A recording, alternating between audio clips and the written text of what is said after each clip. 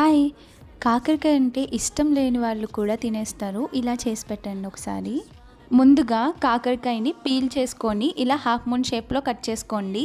గింజలు ముదురుగా ఉంటే తీసేసేయండి. లేతగా ఉంటే ఉంచుకోండి. ఇక్కడ నాకు ముదురుగా ఉన్నాయని గింజలన్నీ తీసేసాను. ఇప్పుడు ఈ కాకరకాయ ముక్కలన్నీ ఒక గిన్నెలో వేసి, ఆ ముక్కలు మునిగేదాకా వాటర్ వేసుకొని, అందులో ఉప్పు, పసుపు వేసి బాయిలింగ్‌కి పెట్టేసేయండి. అది ఇప్పుడు ఉడికిందా లేదా అనేది ఒక ఫోర్క్ గుచ్చితే తెలిసిపోతుంది.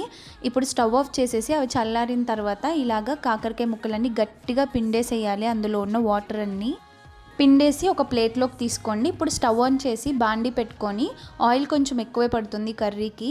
ఆయిల్ వేసుకొని కాకరకాయ ముక్కలన్నీ బాగా ఫ్రై చేయాలి. నేను ఇక్కడ కొంచెం తక్కువ ఆయిలే వేశాను.